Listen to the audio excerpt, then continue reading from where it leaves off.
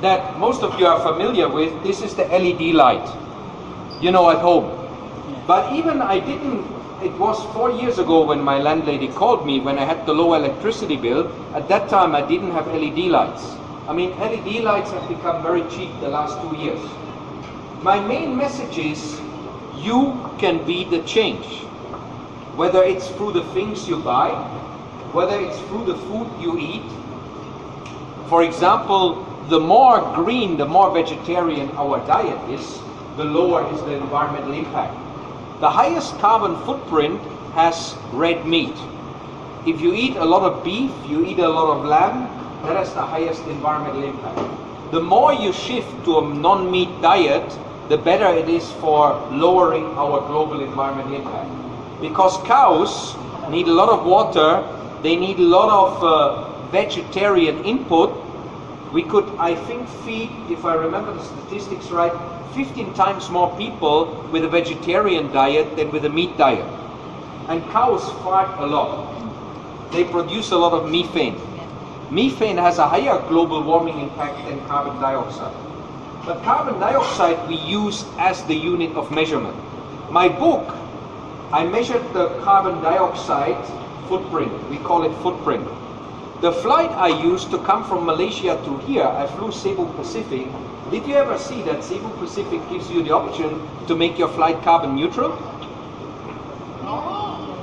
Actually, one annoying thing with Cebu Pacific is you have to unclick so many boxes because they give you extra baggage, extra food, so you click, click, click to get rid of that extra cost. But the one thing they don't automatically click for you, check it next time, is you can make your flight carbon neutral and the money goes to a tree planting project by WWF. So every time I fly Cebu Pacific, I do that.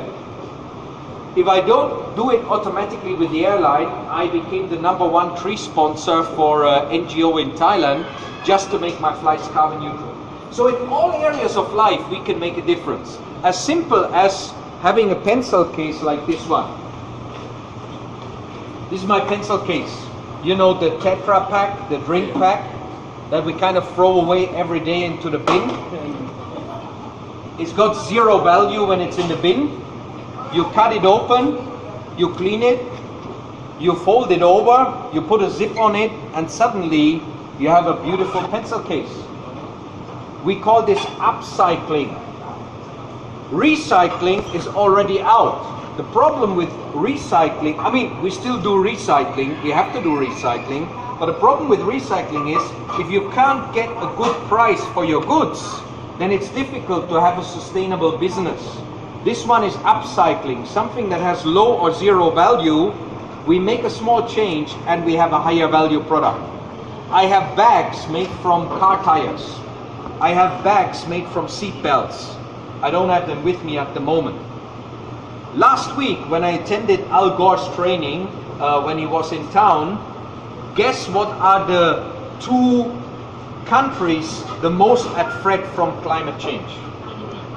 Philippines and? Okay, let me get one more book.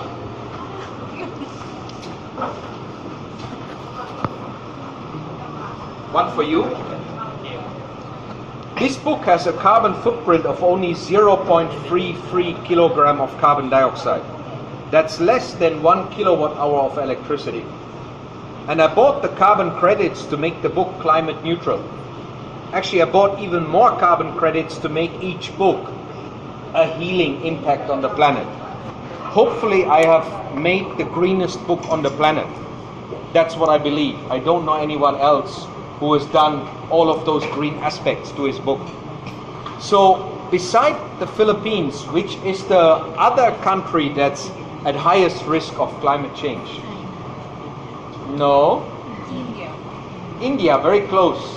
Neighbor to India. Pakistan. No? Very close.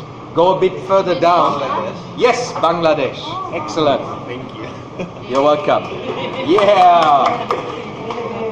And you know the amazing thing, without really consciously thinking about that, the #2 countries that I want to accelerate my personal green advocacy in this year is Philippines and Bangladesh. I just booked my flight, 1st of April, I'm flying back to Bangladesh. I gave some talks there in February, and it was amazing how the young people want to do something different. I can sense the same thing here in the Philippines. The young people want to make a change. But what are the practical things that we can do? And I think we need to start with something simple like electricity, because electricity costs money. There's the pinch.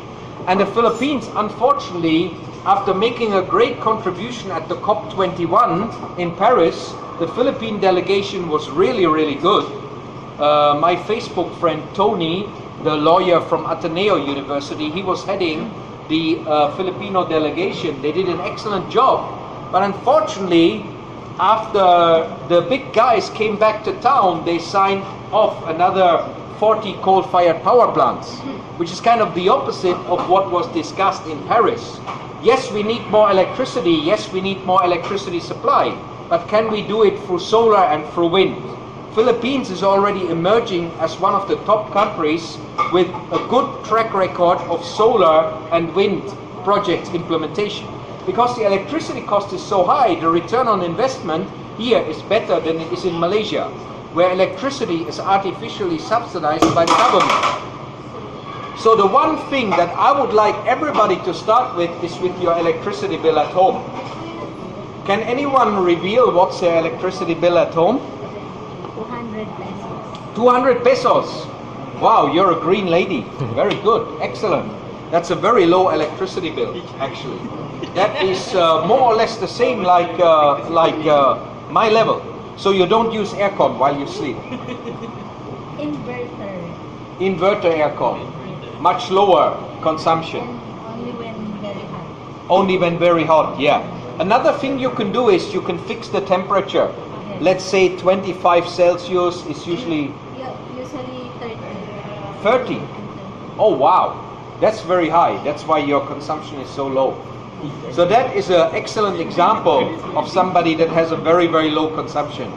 Actually, when we think back, maybe in your youth, maybe you grew up somewhere in the province, most likely without the need for aircon. Now we live in the big cities with the concrete buildings.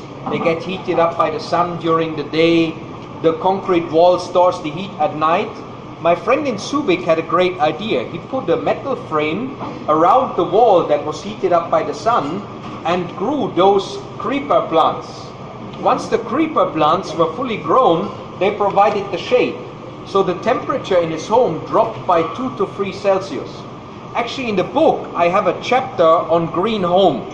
The book is all about things you have control over and influence on. I talk about how we can green our life. I talk about how we can make our family more green, our home. My number one tip about the home is, before you buy or rent, next time you change your home, go there at 8 o'clock in the evening in hot countries like Philippines and Malaysia and check out what is the temperature. If it's comfortable for you, so you can live comfortably with the fan instead of the aircon, buy or rent. If it's too hot and you will only be comfortable with a lot of aircon, don't buy, don't rent. If we, the consumers, start voting with our money, then developers will change the way they build the homes. They will pay attention to make the homes cooler. So this is one of the best things that we can start with, focusing on energy consumption, how we can go green at home. The final chapters in my book are about the office, the company you work for, or if you're a businessman or woman, the company that you run and own. So I tried to give a lot of practical examples in the book about how we can heal the planet rather than damage the planet, and at the same time can benefit from it. Often we think that going green means we have to make a lot of sacrifices. My message is, by going green, we're going to make our lives healthier. We're going to give our grandchildren a chance to survive on this planet. And we are going to see direct benefits, as simple as saving on our electricity bill. Another benefit of not using the aircon at night is your skin doesn't dry out. Your eyes don't dry out. A lot of people have to use the eye drops all the time. The main culprit is the aircon, which dries out your skin and your eyes. So by going green with those simple steps, we can heal the planet, we can heal our family, we can help Mother Nature and help ourselves. That is my main message. That's what I hope I can inspire people with. We can benefit today, tomorrow, and for our future generations. As the Holy Father already said in Laudato Si, it's our moral obligation. It's not really an option anymore. It's our moral obligation. We, the humans, today need to start to shift our lifestyle from being a trashing and destroying impact to the planet to be a healing impact on the planet. Are you a healer or a destroyer? Thank you.